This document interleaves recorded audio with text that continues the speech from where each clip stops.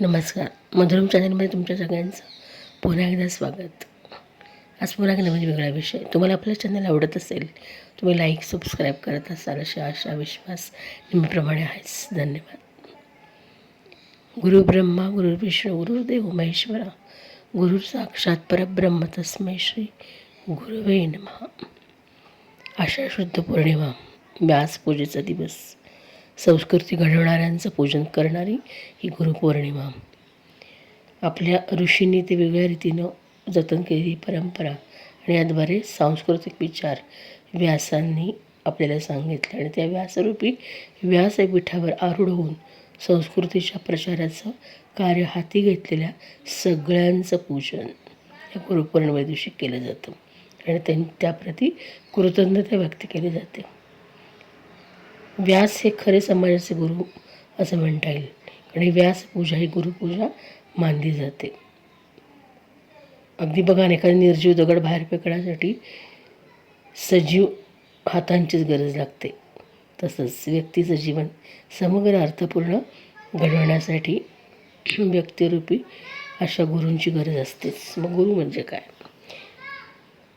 गुरु म्हणजे जो लघु नाही, तो लघुला गुरु बनत होतो किंवा मनाचा स्वामी होतो, तो गुरु.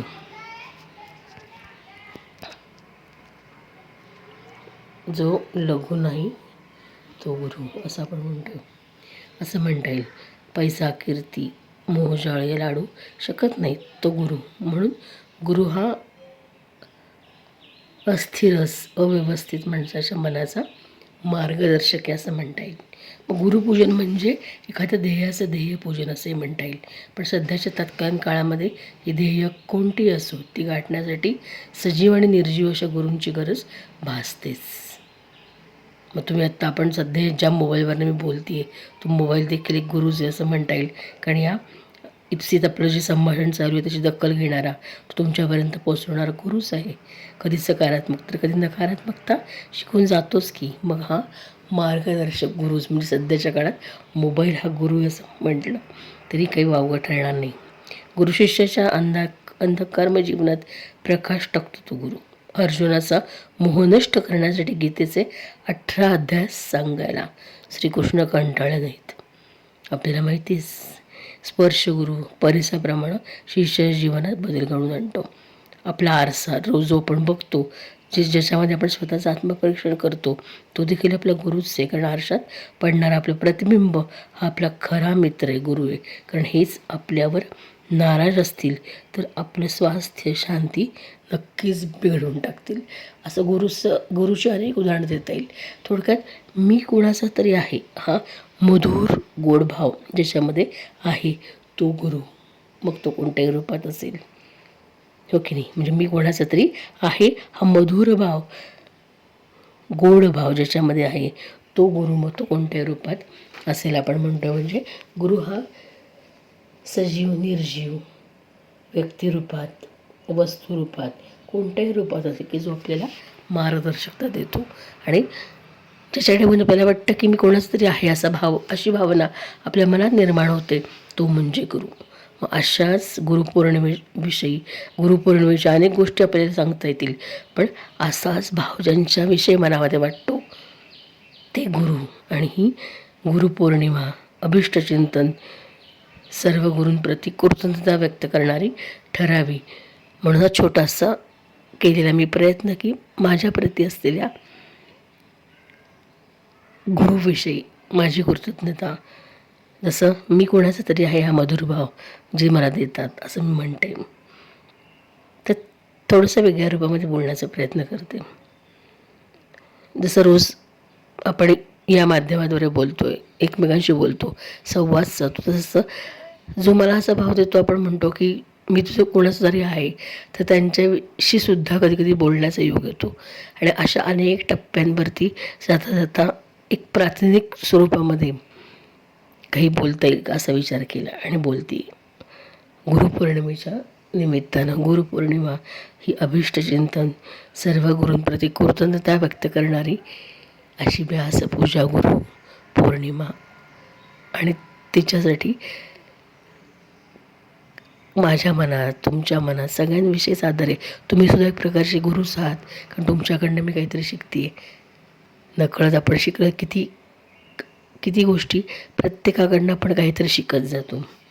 आणि मग आयुष्याच्या संध्याकाळच्या टप्प्यावरती वेळेला कधीतरी असं वाटतं की जेव्हा आपल्याला धावाधाव होत नाही, काही गोष्टी होत नाही, तेव्हा आपण एक स्वतःच्या विश्वात रमले जातो. आणि आता काय, मग कुठल्या तरी गुरुचा आधार आपल्याला असतो, जो मानसिक आपलं अधिष्ठान मनामध्ये असतं आणि त्याचा आधार घेत आपण आपलं राहिलेलं आयुष्य जगत असतो आणि जगतो. आणि अधिष्ठानावरच जगताना, कारण कोणातरी धाक असेल तरच आपल्या हातून सकारात्मक चांगल्या गोष्टी घडतील, नाहीतर त्या घडणार नाहीत. असा थोडासा भाव, किंवा कोणत्याही प्रसंगी, मग चांगले असू दे वाईट असू देत, मी तुमचा आहे असा गोड भाव ज्याच्याकडे आपल्याला वाटतो, तो आपला वाटतो, तोही गुरुच असं म्हणता येईल. मग आज नैवेद्याला नुसते दूधसाखर ठेवली हो, गोड मानून घ्या असं म्हणून आजींनी स्वामींच्या मूर्तीला भक्तिभावानं नमस्कार केला. मी गोडाविषयी बोलते, कळलं असेलच तुम्हाला. स्वामी माझे गुरु. आजी नेमाने स्वामींना नैवेद्य दाखवायच्या दूधसाखरेचा किंवा घरात केलेल्या प्रत्येक पदार्थाचा. पण आज त्या म्हणाल्या की गोड म्हणून घ्या, आज नुसती दूधसाखर ठेवली. आणि तरी स्वामींना नमस्कार केला. एकट्याच राहत होत्या. आज बाहेर पडायला हवं, फळं भाजी सगळंच आणायला झालं आहे, छान उघडीपणाच पाऊस पण थांबला आहे. आता त्या स्वतःशीच म्हणत स्वामींशी बोलता बोलता पुटपडत होत्या आणि बाहेर जाण्याची तयारी करू लागल्या. बाहेर जाऊन येते हो, आता स्वामींना त्यांनी सांगितलं, कारण त्या आणि स्वामी या दोघांचे संवाद रोज चालायचा. बाहेर जाऊन येते हो, उद्या नैवेद्यासाठी फळे घेऊन येते, गुरुपौर्णिमा आहे उद्या परत दूधसाखरच ठेवली तर म्हणाल आजही दूधसाखरच का ठेवलीत म्हणून. असं स्वामींच्या मूर्तीकडे बघून म्हणत त्या स्वतःशीच हसल्या आणि कुलूप लावून बाहेर पडल्या. बघा ना, किती मन आपलं असतं, किती व्यक्त करायचं वाटतं, बोलायचं वाटतं, पण शेवटच्या टप्प्याला होती आपल्याकडे कोणी नसतं, तेव्हा हा गुरुच आपला आधार असतो. म्हणजे जसं मी बोलले की मी कोणाचा तरी आहे, हा मधुर गोडभाव ज्याच्यात आहे तो गुरु. असे स्वामी त्या आजींचे गुरु होते. त्यांना एकुलती एक मुलगी होती. लग्न होऊन ती सासरी गेली. यजमान आधीच गेलेले. मुलीच्या लग्नानंतर त्यांनी राहता आपला भला मोठा बंगला विकून एक छोटासा फ्लॅट घेतला आणि त्या स्वामींच्या सोबतीत राहू लागल्या. माहेरी सगळे स्वामींचे भक्त, त्यामुळे नकळत लहान वयापासून त्यांच्यावर त्यांची श्रद्धा जडली. ती आजपर्यंत सांजवेळी एकटेपण आल्यावर स्वामींच्या मूर्तीशी बोलायची त्यांना सवय जडली. एखाद्या माणसाशी बोलावं तसं त्या स्वामींच्या मूर्तीशी बोलत असत. अगदी सरळ सगळं सांगत. एकटे असले तरी व्यवस्थित स्वयंपाक करून बरोबर 12:30ला मूर्तीसमोर नैवेद्याचं ताट ठेवत असत. आणि 15 मिनिटांनी स्वामी बरं झाले ना सगळं, तिखट नाही ना काही लागलं असं त्यांना विचारून तेच ताट स्वतः घेत असत. इच्छा एकच होती की शेवटी लोळत गोळत पडू नये, शांतपणे मरण यावं. हल्ली तर तसं स्वामींना वारंवार सांगत असत. दिवस वर्ष सरत होती. आज अंतरुणावर अंग टाकायच्या आधी हात जोडून त्यांनी नेहमीप्रमाणे स्वामींचं स्मरण केलं. दिवसभराची दिनचर्या पार पडल्यानंतर संध्याकाळच्या वेळेलाही झोपताना स्वामींचं स्मरण करायला ते विसरायचे नाही. स्वामी, आता आयुष्याच्या या सांजवेळी पुढच्या प्रवासाला निघून जावंसं वाटतंय हो, जे योग्य असेल ते घडवून घ्या अशी प्रार्थना करून त्यांनी डोळे मिटले. मध्यरात्रीच्या सुमारास त्यांच्या कपाळावर कोणीतरी हात ठेवल्याचा त्यांना भास झाला. बाळ, सगळं तुझ्या मनासारखं होईल, पण अजून वेळ आलेली नाही. हे वाक्य त्यांच्या कानावर पडलं.